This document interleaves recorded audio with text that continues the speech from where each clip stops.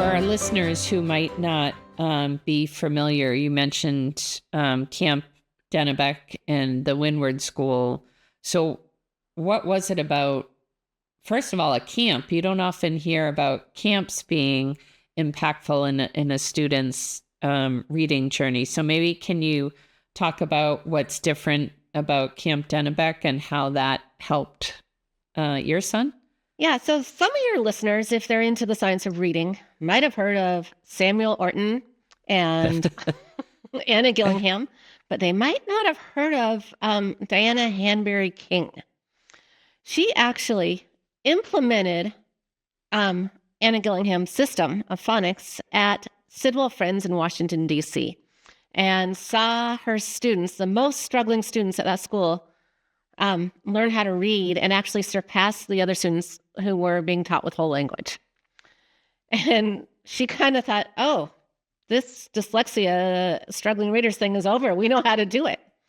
But it wasn't. And so she ended up founding Camp Dunnabeck and was instrumental in the founding of the Orton Gillingham Association.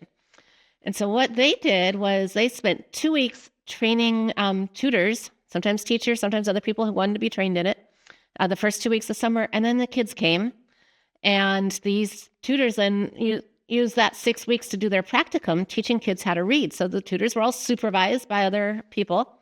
The kids had an hour of one-on-one instruction.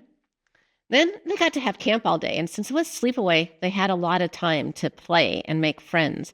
It wasn't a day camp where there was a lot of time in transportation. It was a sleepaway camp. So they had a lot of extra time to do a lot of other fun things. So it didn't feel like summer school at all. It felt like camp. It just happened to have an hour of academics and later on in the afternoon, an hour of practice what you learned that morning. Great. So applying, and I think for those who have seen the movie Hopeville, we had Harvey and other folks from Hopeville on, but he talks about Diana King, correct?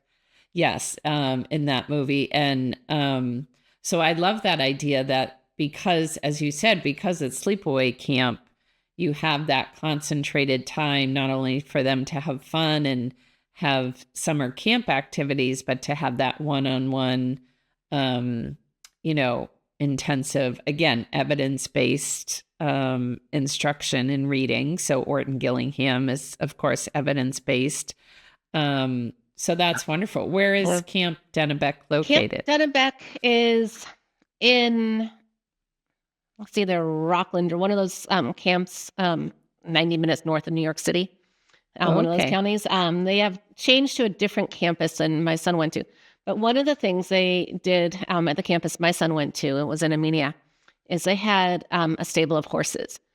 And it was part of their SEL work, because if a kid who struggled to read so much could make a horse do what the kid wanted it to do, they could accomplish anything. So there were these little, I think Isaac was one of the youngest at 8 or 9 years old, but he made a horse do what he wanted to do. And he was like, oh, that's cool. And he also went mountain bike riding, and they had arts and drama. He made some videos. It was a very cool camp. So, great. But a lot of camps have been born from this camp. There's a couple in Colorado. There's, I think, one in North and one in South Carolina. So there's other camps. That's not just Camp Dunnabeck, but they were born by counselors and teachers who had gone to Camp Dunnabeck.